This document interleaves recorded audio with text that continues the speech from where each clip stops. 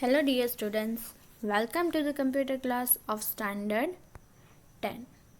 Today we are going to begin second session of our chapter number 9, problem and problem solving. So in the first session we have discussed about what is problem, the types of problems, which are the steps to solve any problem, and which are the techniques we can follow to solve any problem. So the techniques we have discussed to solve any problem are pseudocode, flowchart and algorithm. So the basic intro I gave you about the pseudocode, flowchart and algorithm. Now we will see first the example of pseudocode. Pseudocode means the simple instruction, stepwise simple instruction, and by following that instruction we can solve the program easily. So first we will see the pseudocode example. So here the example is write pseudocode to find whether the number is odd or even. We want to check that whatever the number is entered by us, that number is an odd number or even number. So how we can find it out? That steps is written, and the steps how it is written, that is known as a pseudocode. So first accept the number means decide the number for which you want to find it out whether the number is odd or even. Then after divide the number by 2 and find the remainder value. So first take any number, suppose 10. Okay, then after divide that 10 by 2. So if the remainder is coming 1, then the number is odd. If the remainder is coming 0, then your number is even. So like this, in a very simple way the instructions are given and you can follow it. So that is the pseudocode. Pseudo means simulated, the simple way. So this is about the pseudocode. Now the next technique is a flowchart. So flowchart is very attractive and very easy to understand. How? The flowchart, it uses the pictorial representation of every action. Means whatever you want to say. In the previous example, have you seen that we have given the instruction that first take the number, then divide the number by 2. Instructions are written. Here instead of that instruction will be given in the pictorial form. In the picture form, every action will be defined here in the flow chart. The different symbols are used to represent different action. The symbols are called components of a flow chart. So remember this students, the symbols of the flow charts are also known as the components of a flow chart. So here we will discuss some commonly used components and its associated symbols. So now we will discuss that one, that which are the symbols are associated for the different activities. So let's just start it. So first one symbol is known as a terminal symbol, and the another name of that symbol is also start and end symbol. So these symbols are used 2 times in your flowchart, in the beginning time as well as at the end of your flow chart. Means your flowchart will begin with the terminal symbol and your flowchart will end also with the terminal symbol. So how many times this terminal symbol will be used in your flowchart? 2 times students, at the beginning of your flowchart and at the end of your flowchart. So remember this. Then after, represented by an oval shape. So this terminal symbol, how it is represented, what is the sign of a terminal symbol? So the shape is given to the terminal symbol is a oval shape. See here, you can see this is the terminal symbol and this is the beginning symbol students. So this is the written as a start. So from here through the start, your flowchart will begin. And see, this is the oval shape. Then after, you can see here, this is the end of your flowchart. So your flowchart will end with this terminal symbol written as a end. So these are your starting point and ending point of the flowchart. Start and end written in the oval shape. So this is the first one, action. Starting and ending action has been performed by the terminal symbol, and this terminal symbol will be used 2 times. Then after, each and every action has a arrow. So about arrow we are going to discuss in the next. Arrow is, remember students, in the start always with the start always the going arrow will be there. The arrow is going from the start. So it has only one arrow. Start has also one arrow and end also has the one arrow. But from the start, arrow will go always, and in the end, arrow will always come, because after end there is no any action. So after end, arrow will not go anywhere. That shows the end of your process. So students, now we will discuss the input output symbol. So we have already discussed that to solve any problem the instructions are required. We need to give instruction to the computer. So every problem needs an input, means the instruction, and then after that instruction will be processed by the computer, and then after we can get the output, the result. So every problem needs the instruction. Here in the flow chart, input is represented by the parallelogram. So remember here, the input and output process are represented by a parallelogram. The example we will see here, that first input, so first arrow is there, means the instruction is coming. After start, which symbol will come? Input. So from the start, the in arrow is coming, the coming arrow, and then after the outgoing arrow. So this is the input, and this shape is known as a parallelogram. And then after, the next is a output. So input and output both will be represented with the same shape, that is parallelogram.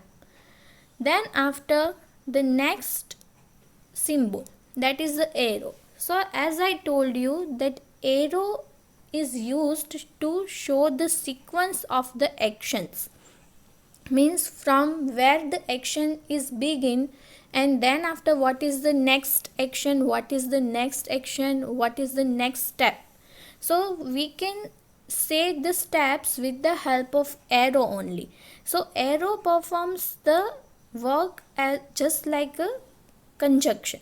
Okay, means arrow will join two actions, and through the arrow only we can get the idea about the direction of the actions, means now in which way the action will be followed. So the arrow is used to show the sequence of the actions. One arrow is coming into the symbol and one is going out from the symbol. So every symbol has a two arrow. One is coming into the symbol, and then after, the next is going out from the symbol.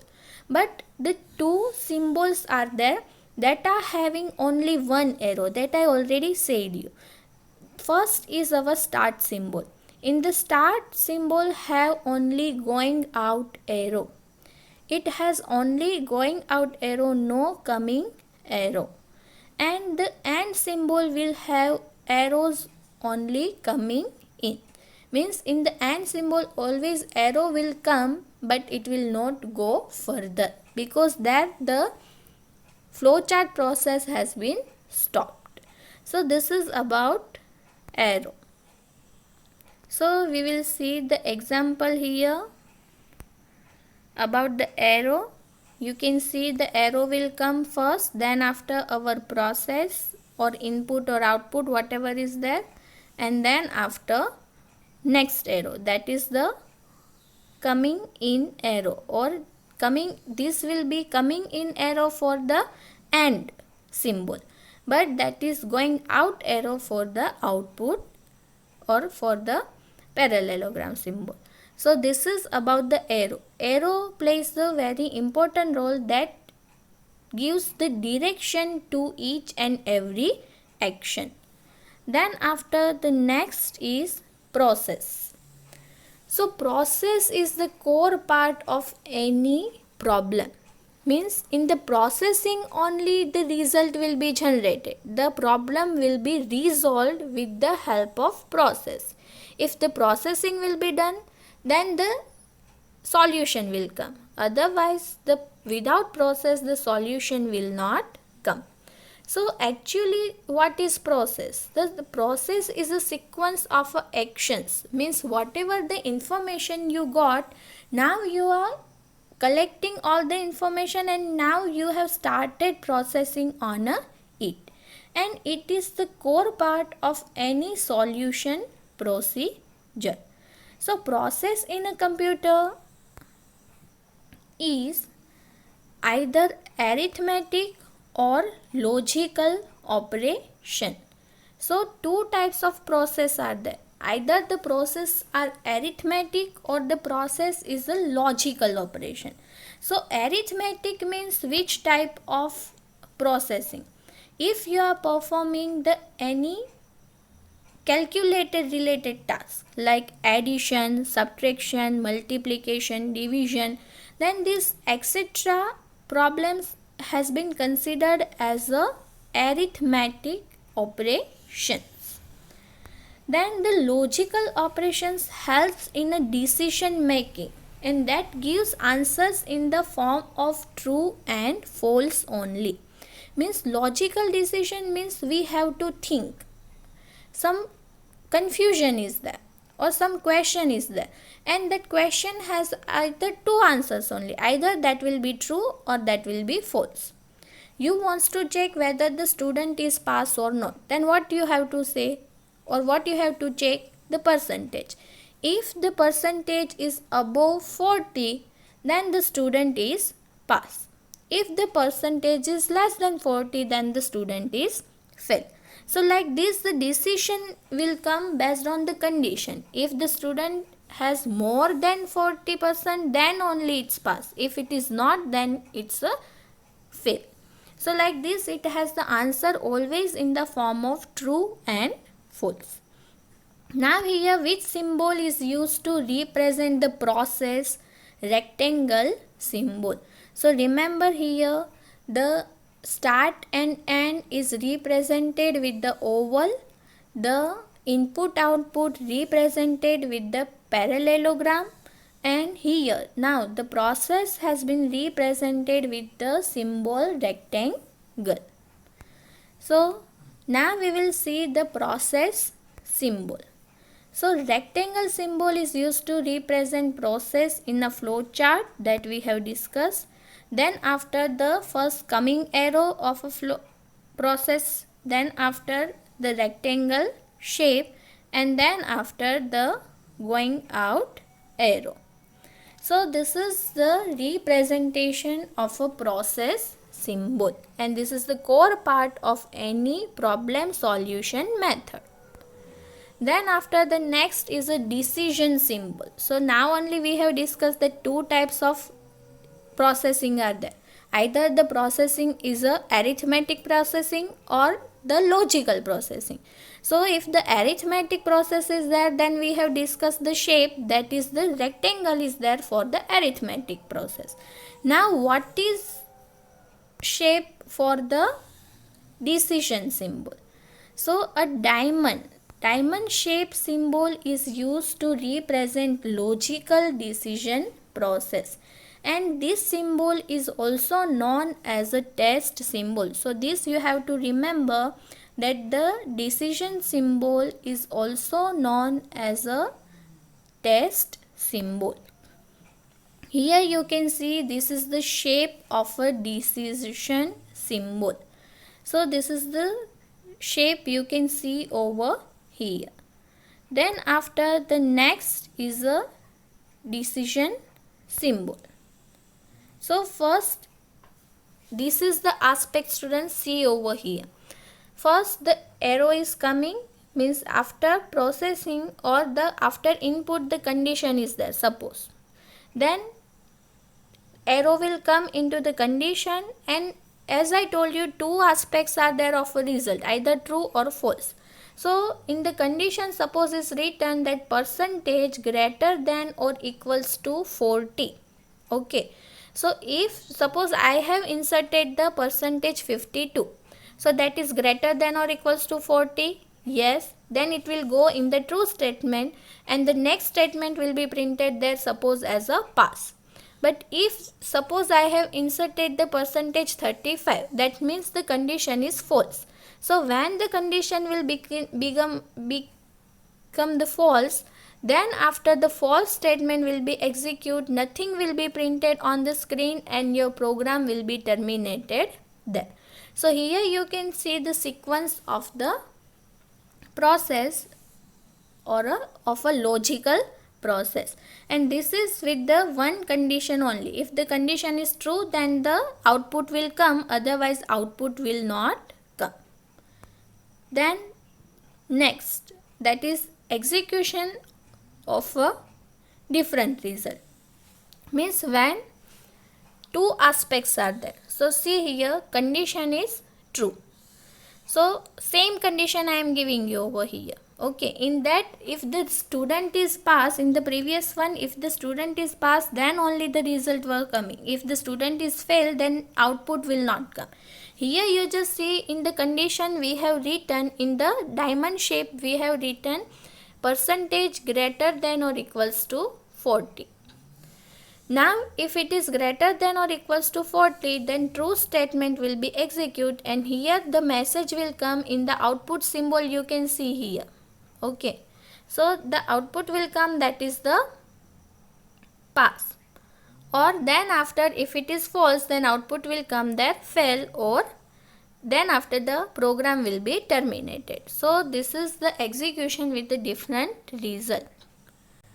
Now here the combination of more than one decision. So now for this I am giving you the example.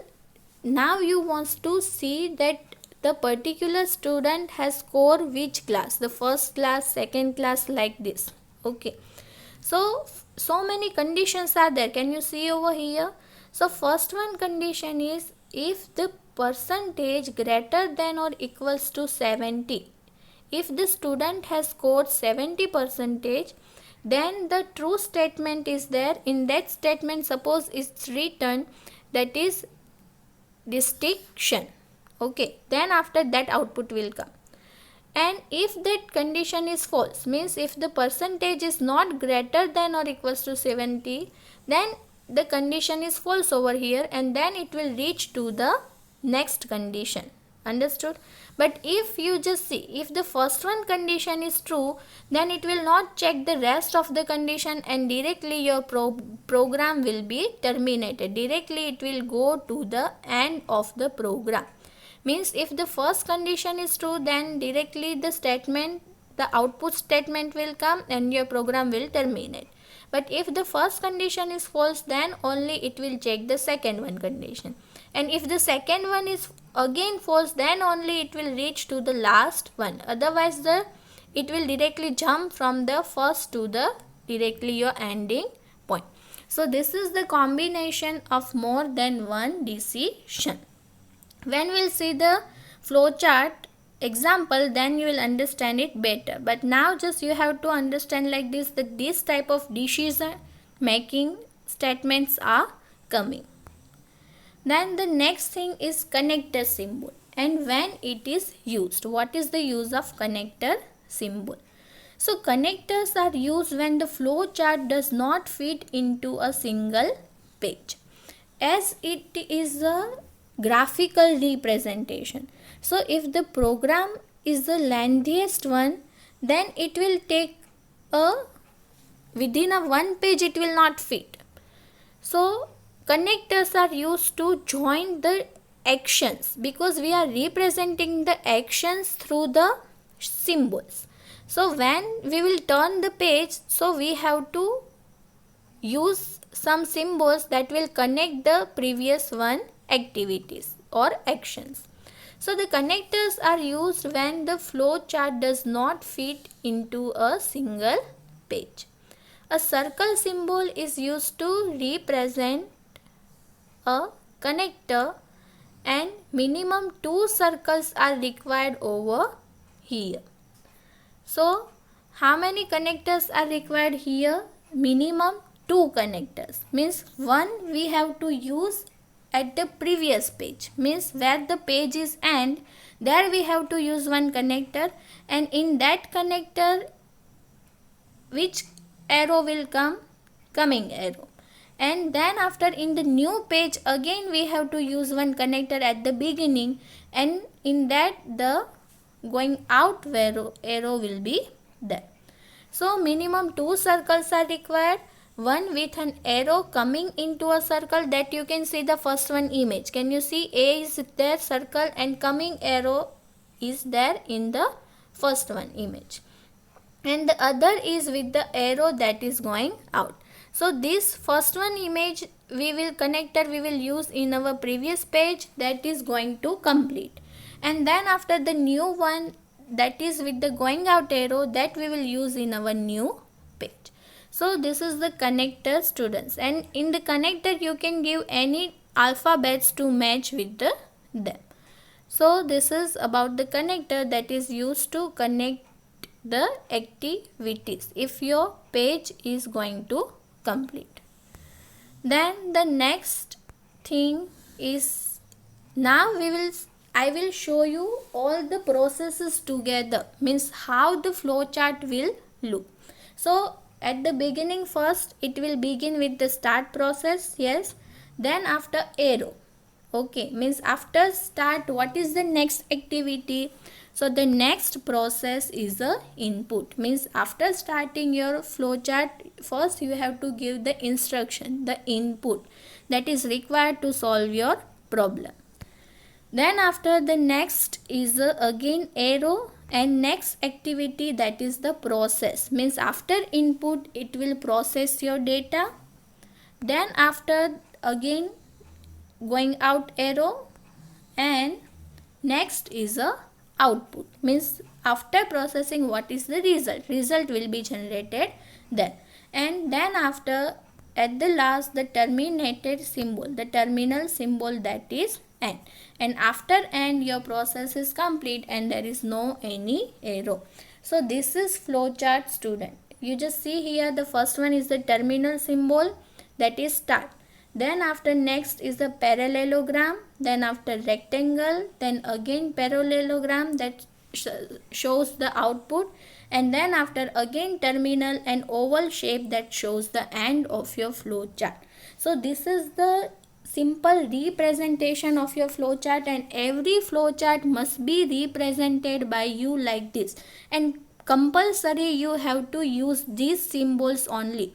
This is represents the particular activity, so you can't change the symbol. If the symbols are wrong, that means your flow chart is wrong. Now I will show you along with this the simple example, very basic example. So first again it will begin with the start only, then after going out arrow, then input. So here I am giving you the example, and we are solving the problem that we wants to perform the addition of two numbers. Okay, so as an input what is required? Two numbers. Yes, if two numbers we will give to the computer, then only it will perform the addition. So as an input you have to give two numbers, that is number 1 and number 2. Then after again going out arrow, and then after it will do the processing. Which process it will do? The addition process. Okay, so for that we have used the sum. In the sum it will store the result of the addition. Okay, so sum is equals to n1 plus n2. Suppose 10 n1 has the 10 value and n2 has the 20. So the 30 will be stored where? In a sum. What we want to display the sum of a two number. Then after again outgoing process, and then after print the sum. We want the sum, the total of two numbers. So what will be the result? Result is the output of the sum that has been stored over here in the sum variable. And then after the ending of your flowchart. So here the one problem has been solved over here, that how to do the addition of two numbers. So this is very basic example, students, I have explained you. Then once you will understand this example, then after we will begin our textbook examples. So I hope you understood the flowchart concept well, and please try it and understand it well, and you have to remember some of the things. Okay, so I hope you understood this flowchart concept, the pictorial representation to solve any problem well. Thank you, students.